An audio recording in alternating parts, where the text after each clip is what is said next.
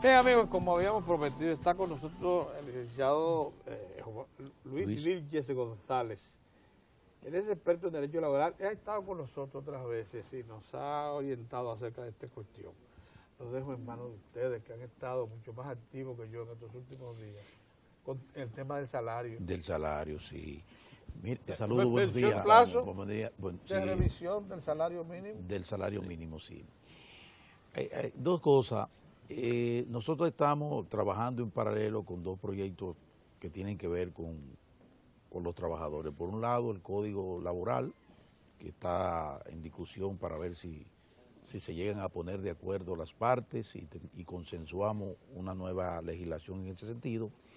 Y por otro lado, la discusión sobre la necesidad impostergable, dicen los trabajadores, de un aumento de salario, que sin embargo recibe respuesta, por lo menos de la Asociación de Industria, de la presidenta de la Asociación de Industria, diciendo que los niveles del salario en el plano de en el país son los adecuados y que ella entiende que no, en este momento no es posible embarcarse en una nueva discusión para aumento de salario.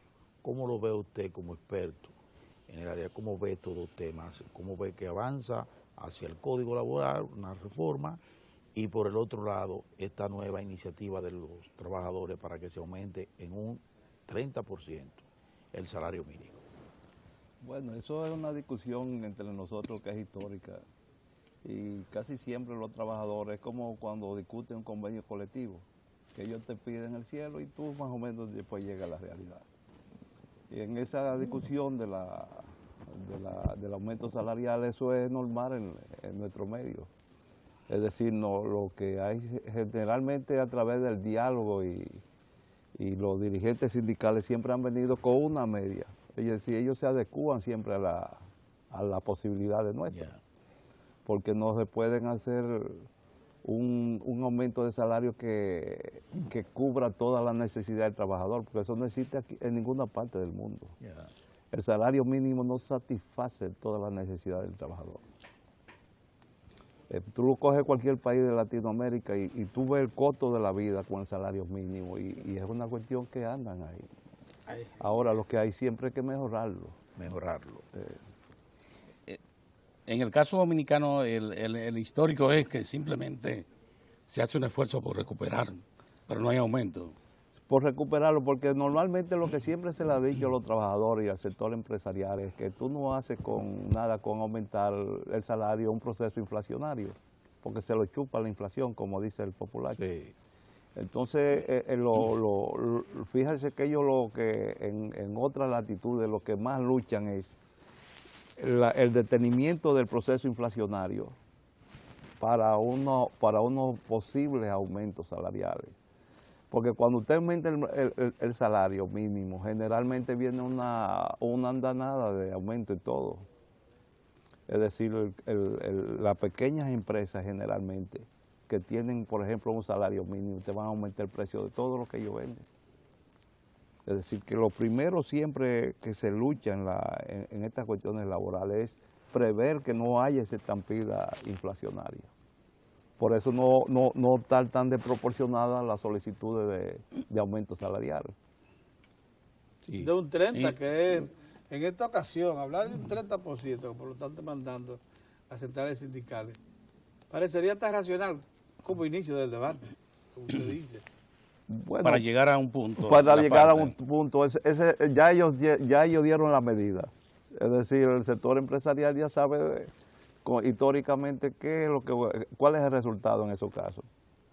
Lo único, doctor, no sé cómo, y es importante su opinión desde el punto de vista de un laboralista, que en la República Dominicana siempre todo se deja a la mesa del Comité Nacional de Salarios. Es decir, que previamente empleadores y trabajadores no logran avance fuera para cuando lleguen a la mesa ser más fluidos e incluso hasta más contundentes a la hora de hacer planteamientos. El problema nuestro es que el proceso sindical nuestro se ha politizado demasiado. Es decir, aquí antes con menos empresas se discutía más convenios colectivos que ahora. Si usted busca la cantidad de empresas que han discutido convenios colectivos es mínima, porque ya La lucha sindical no se está haciendo dentro de los Dentro de la empresa, exacto. límites de la empresa, sino fuera de la empresa. Ya. Y trae esas distorsiones que uno ve todos los días. Doctor, dígame un asunto en lo que tiene que ver con el Código Laboral. Ese es el punto de partida para unas buenas relaciones. El código actual, con todas las debilidades que tiene, le ha garantizado al país estabilidad, cierta estabilidad laboral, hay armonía, ya no se ven tantos enfrentamientos al interior de las empresas, por lo que usted me acaba de decir ahora. E incluso tampoco se dan esas batallas campales que había en la calle con relación a las centrales sindicales y ese tipo de cosas. ¿Cómo ve usted esa pieza? Porque los empresarios dicen, bueno, necesitamos un código que responda a los niveles de competitividad que estamos reclamando. Con la competitividad que nosotros reclamamos a partir de un código como eso es prácticamente imposible, porque es un código que favorece, según ellos, el empleo informal, favorece el mantenimiento incluso de limitaciones para las empresas, el chantaje de determinadas entidades jurídicas sobre las empresas que ocasionan cierre, pérdida importante. O sea, ¿cómo ve usted el tema del código? A partir del código, si podemos conseguir mejorar la competitividad en el país. Yo creo que los empresarios y los trabajadores deben primero partir de que ese código de trabajo nuestro es el código de Trujillo de 1951. Fue que Trujillo se adelantó como 100 años a su tiempo. Observe que las modificaciones que hubo en el 92 fueron como el 10% de ese código que tenía de Trujillo. Porque nosotros lo que hemos hecho es enmendar parte de la deficiencia que puede tener ese código. Entonces usted no puede venir de un día para otro presentando un código de trabajo, este es el código. Usted tiene que ir, ¿cuál es la parte deficiente de ese código? Bueno, ahí hay un código, ahí hay un artículo que cuando se aplica acaba con todos los empresarios chiquitos, con los emprendedores. ¿Cuál es ese? Que es el famoso 539, que aunque está modificado, pero hay unas bandas de delincuentes que se han hecho de ese artículo, que te asaltan empresas. que te asaltan las empresas. El código no lo dice, pero la irresponsabilidad de los ministerios públicos, penal, que cuando llevan una querella de eso, que un tipo que te asalte con una pistola en mano, le diga que eso es un embargo laboral, o por usted lo que está propiciando eso. Hoy, ¿cómo usted se atreve a llamarle embargo laboral a eso? A un tipo que te detenga en la calle y te destruya a punta de pistola, te quita un vehículo. Y si es un pequeño salón, te lo destruye en fracciones de horas. Porque te voy a decir una cosa, una empresa grande que tú le digas deposite el duplo de las condenaciones, por ejemplo un banco o una empresa grande, se ríe con la muela de atrás. Pero un emprendedor que tú le digas, busca el duplo en efectivo de 200,000 pesos. Solo le mira, dice, coge la llave y tómala, que eso es tuyo. Hasta aquí llegué, lo único Ahora, que le digo. esa prostitución ha destruido este país. Sí. Y hoteles, los hoteles pequeños no aguantan eso, ni un restaurante tampoco. Ahora un hotel grande sí. Porque eso al principio se decía, algunos como de relajo decía de que eso fue el modelo, la globalización para coger y llevarse todos los chiquitos. Pero ¿qué ha resultado? Que ahora ellos han subido a los grandes, se llevaron los chiquitos y han subido a los grandes. Y eso es un obstáculo, oye, eso saca terrible, de competencia este país, porque eso no se ve en ninguna parte del mundo. Sí, pero Es un vandalismo lo que hay. Es evidente que esa es una expresión clara de distorsión dentro de las reformas. Sin embargo, tal como usted dijo, el código nuestro es incluso reconocido por la OIT como un código muy garantista de los trabajadores, que se ha adelantado al tiempo y se ha preservado. Y exactamente eso es lo que observan los gremios. O sea, lo quieren retrotraer, sorprendentemente, negando una serie de derechos ya adquiridos, las 48 horas, la inamovilidad, el asunto de las embarazadas. Así, cosas como esas que existen en todas las sociedades avanzadas democráticas del mundo. En todas. Es más, en algunas son hasta excesivas, se van un poco más allá. Existen. ¿Y cómo conquistas que nos equiparan a los más avanzados la podemos regresar? Uno se pregunta eso nada más. Yo creo que si ellos se sientan y se orientan bien en los puntos esenciales pueden llegar a un acuerdo, porque es que ahí hay cosas que están en el código. Eso de discutir sobre el seguro de desempleo, eso está en el código del 1992 y no se ha puesto en vigencia por falta de un acuerdo tripartita entre los trabajadores, los empleadores y el gobierno. Está previsto, y eso sí. está previsto ahí. Yo me río cuando yo oigo hablando de eso. De que ahora que le van el azul y todas esas cosas. Es que eso está ahí del 92. El seguro de desempleo. El seguro de desempleo está ahí. Pero no se aplica. No se aplica porque país. dice que no se va a aplicar, el mismo código dice no se aplica hasta tanto no haya un acuerdo tripartita entre los trabajadores, los empleadores y el gobierno. Ahora tú preguntas, una figura moderna, una pregunta moderna. moderna. Pregunta si eso lo han hecho los sectores que indica el código. Desde el 92 a esta fecha, ¿cuántos años hace?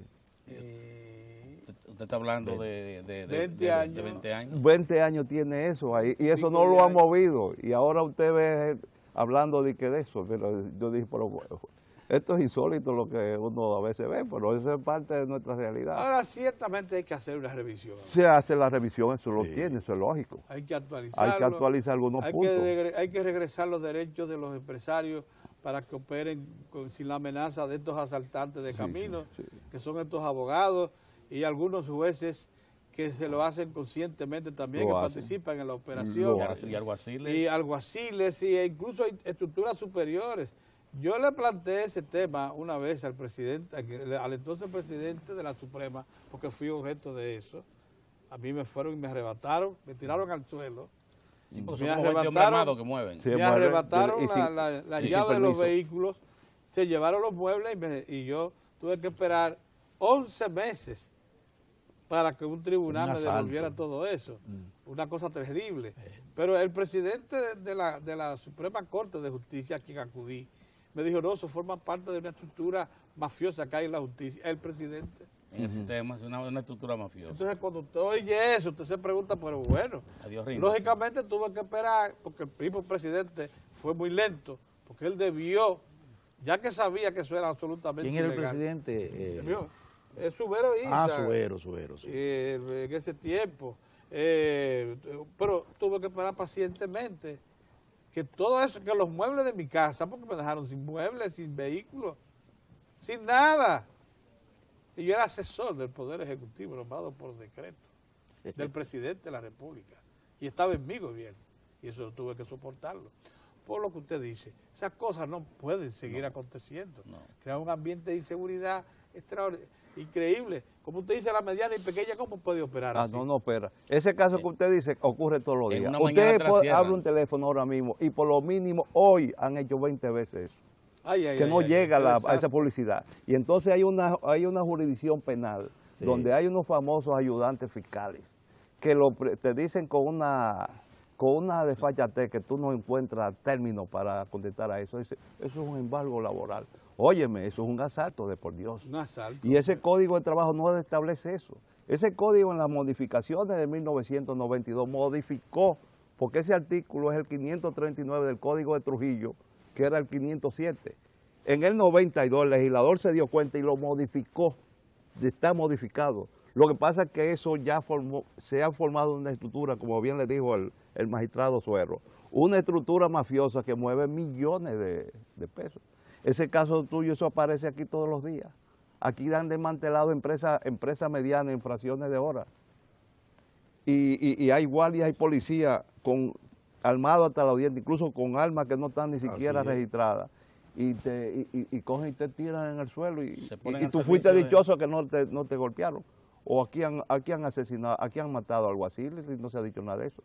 Alguaciles que se desplazaban, se dieron tan fuerte en esas acciones, se desplazaban de aquí a Higüey a asaltar todos esos hoteles nuevos. Sin ninguna autorización. Sin ninguna autorización ni nada. Y eso sigue actuando.